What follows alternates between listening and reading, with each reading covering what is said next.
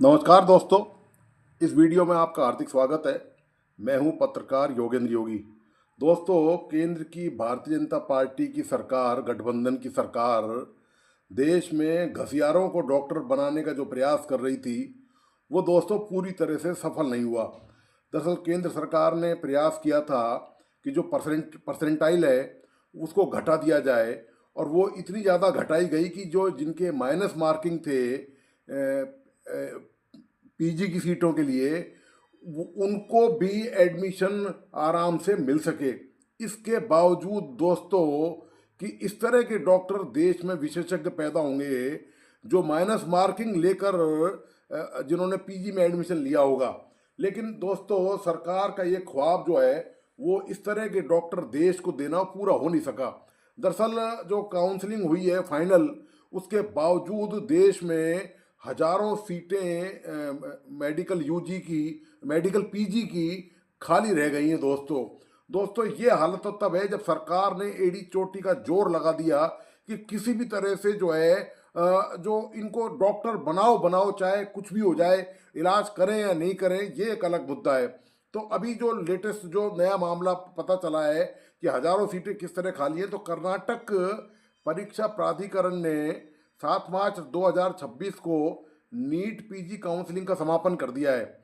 इसमें सीट आवंटन के बाद आंकड़ों से पता चलता है कि राज्य में 4,773 पीजी मेडिकल सीटों में से 783 सीटें, मतलब 16% सीटें खाली रह गई।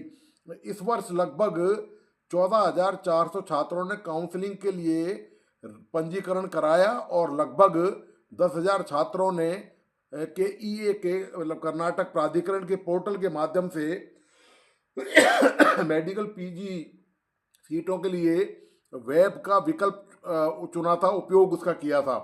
विशेषज्ञों का कहना है कि एक ही वर्ष में 967 सीटों की वृद्धि और काउंसलिंग चक्रों में देरी इसका प्रमुख कारण है।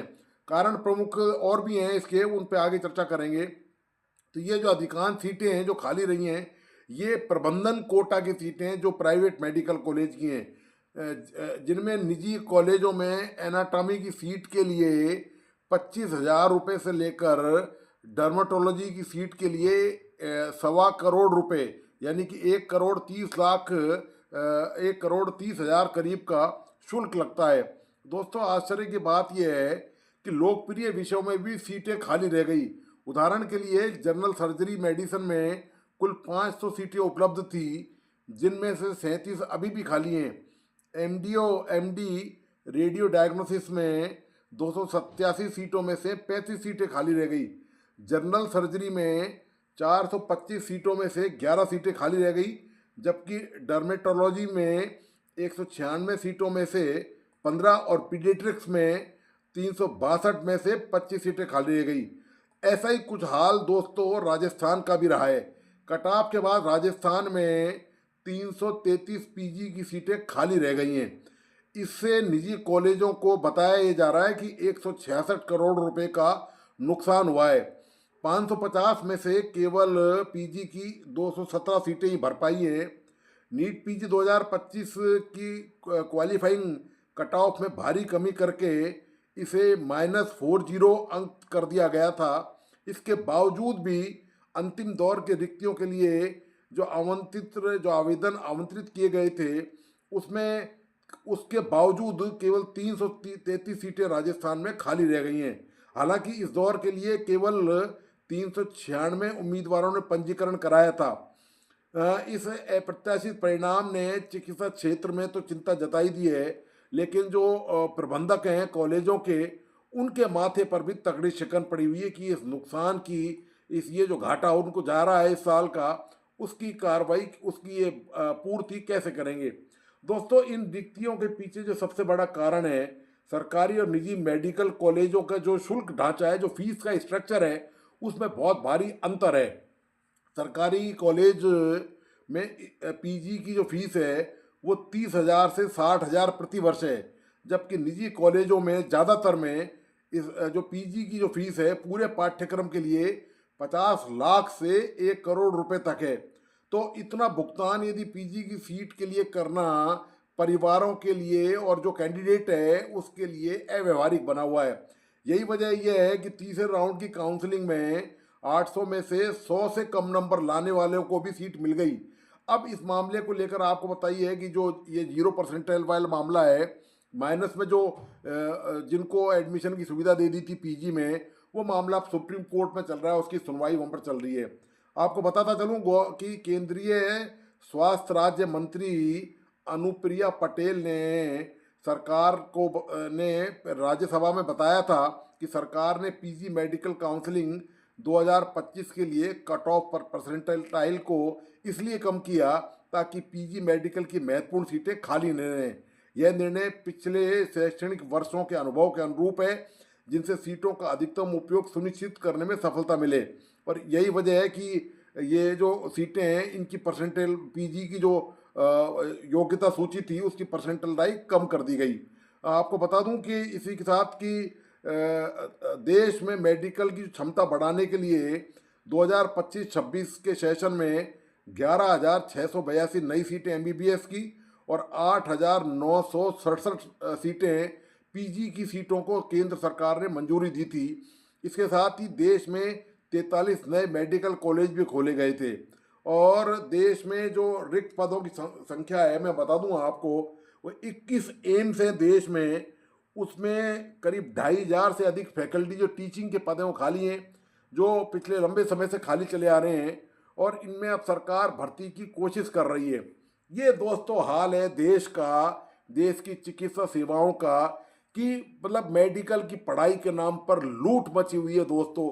करोड़ों लाखों रुपए की फीस, बताइए आप इन फीसों को दोस्तों ज़्यादातर वही दे सकते हैं जिनके खुद के निजी नर्सिंग होम चल रहे हों, अस्पताल चल रहे हों, तो उनके अपने बच्चों को, चूंकि वो नर्सिंग होम ही संभालना है, तो उनके परिवार के लोग, उनके अभिभावक, उनके परिजन वो करोड़ों रुपए डोनेशन देकर, वो फीस देकर निजी मेडिकल कॉलेजों में अपने बच्चों को पीजी करा सकते हैं। लेकिन जो आम मध्यम वर्गीय परिवार के जो लोग हैं वो दोस्तों ये ख्वाब बिल्कुल नहीं दे सकते।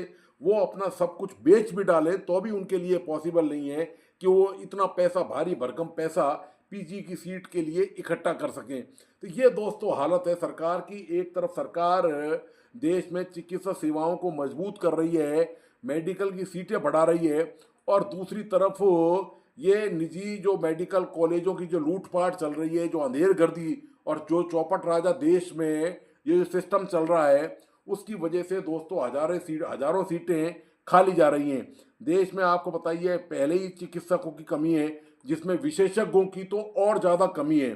जब सीटें ही खाली रहेंगी, जब डॉक्टर तैयार ही नहीं होंगे, डॉक्टर बनेंगे नहीं, तो आप बताइए कि चिकित्सा सेवाओं की हालत देश में क्या रहेगी। आज देश में इतनी ज़्यादा ज़रूरत है चिकित्सकों की, उसके बावजूद भी हजारों सीटों का खाली रह जाना इस बात का प्रमाण है कि केंद्र की सरकार इस मामले में, और एनएमसी, नेशनल मेडिकल कमीशन, इस मामले में गंभीर नहीं है। आम लोगों तक इलाज पहुंच सके, उनकी देखभाल हो सके, वो शारीरिक और मानसिक तौर पर फिट रह सके, इसकी परवाह दोस्तों किसी को नहीं है।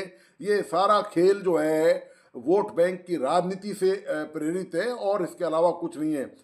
जो मेडिकल का जो ढांचा देश में बना हुआ है दोस्तों, वो दरअसल एक व्यापार का केंद्र बन चुका है, जहां दुकानदार और खरीदार जैसे जो संबंध होते हैं, जो बार्गेनिंग होती है, वो चिकित्सा के क्षेत्र में हार चल रहा है। पूरी तरह से बिकाऊ माल ये चिकित्सा का क्षेत्र हो चुका है। सीटें बिकती हैं आराम से, खरीदार बाजार में बोली लगाते हैं, जैसे गधे घोड़ों की बोली लगती है बाजार में जानवरों की, पशुओं की, उसी तरह सीटों की बोली लगती है। जो बोली छुड़ाने में कामयाब हो जाता है वो उस सीटों पर कब्जा कर लेता है। ये देश में दोस्तों चिकित्सा की सेवाओं का हाल है, चिकित्सा की पढ़ाई शिक्षा का यह हाल है, और उसमें भी पीजी लेवल की शिक्षा का ये आलम है जो आपके सामने मौजूद है। तो दोस्तों आपका आज का विश्लेषण कैसा लगा, प्लीज़ अपने लाइक एंड कमेंट के साथ बताइए, और इस वीडियो को अपने दोस्तों और परिजनों को शेयर करना नहीं भूलें। मेरा तमाम दोस्तों से आग्रह है कि प्लीज़ इस यूट्यूब चैनल को लाइक करें, सब्सक्राइब जरूर करें और बेल आइकॉन का बटन दबाइए। धन्यवाद, नमस्कार।